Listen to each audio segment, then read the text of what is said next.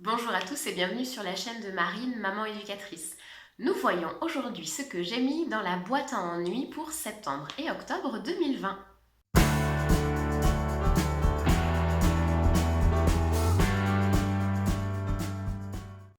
Si vous ne savez pas ce qu'est une boîte à ennuis ou si vous voulez un rappel de ce que j'y ai mis pour l'été, je vous invite à cliquer sur la vidéo boîte à ennuis numéro 1 disponible dans la description.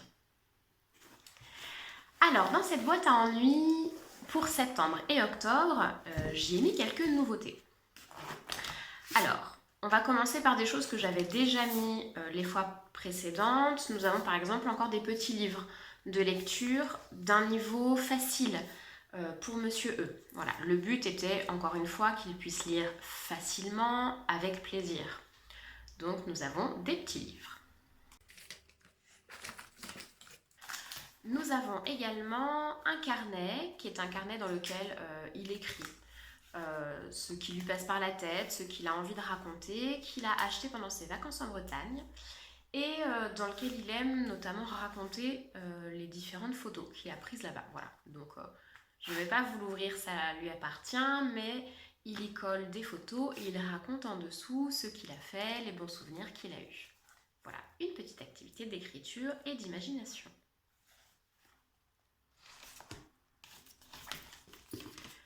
Dans la série Cartes à gratter, si vous vous souvenez bien, c'est quelque chose qui lui avait beaucoup plu les mois précédents, nous avons changé de format.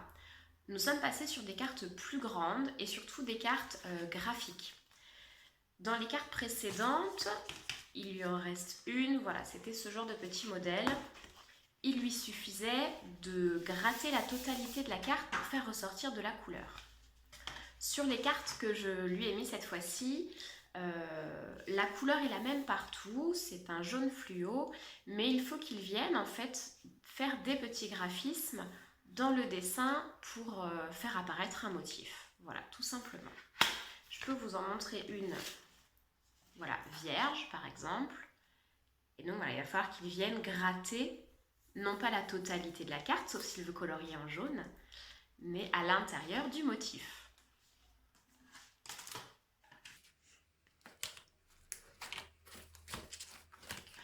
Une autre idée beaucoup plus motrice cette fois, même si, comme je vous le disais dans la vidéo précédente, le but est de trouver des activités que Monsieur E puisse faire seul et en intérieur.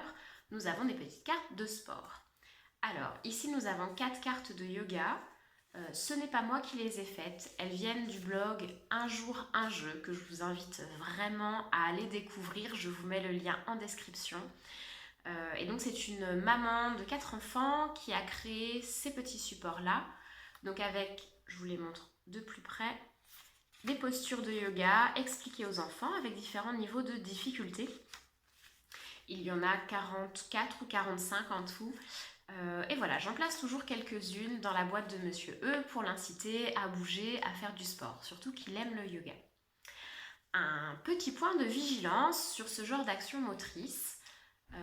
Il est extrêmement important que vous réalisiez ces mouvements, alors que ce soit ici du yoga ou que ce soit des petits exercices de musculation, de les réaliser avant avec votre enfant pour vérifier qu'il a une bonne position et qu'il ne risque pas de se blesser.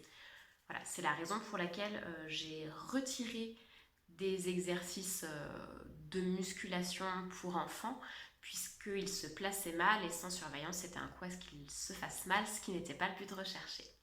Donc voilà, soyez vigilants, mais c'est en tout cas une super petite idée. Que je ne trouve pas là, mais un peu dans le même genre, sous forme de cartes, je pense qu'il a dû les déplacer.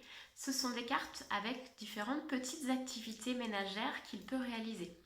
De mémoire, je crois que j'ai mis passer le balai sur la terrasse, puisqu'avec les feuilles mortes en automne, on a besoin de déblayer, ranger sa chambre et ranger son linge. Voilà, je crois que c'est les 3 tâches que j'ai mis qu'il peut faire quand il s'ennuie.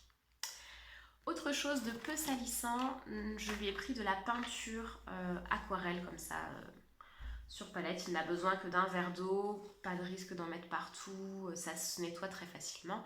Et un petit bloc du coup sur lequel il peut peindre facilement. Et enfin, dernière chose, mais je crois que je vous en avais déjà parlé, Il a voilà, des petits autocollants à coller. Donc si on est sur Star Wars, un thème qui lui plaît, il fait également la collection au niveau des Pokémon. Donc ne pas hésiter à varier de temps en temps. Voilà, à coller dans le livre. Bon, on est nombreux comme parents à connaître ces supports-là. Voilà pour mes idées pour septembre et octobre. Si vous en avez d'autres, n'hésitez pas à nous les mettre en commentaire, à partager au maximum. Et je vous dis à bientôt sur la chaîne ou dans la vie réelle.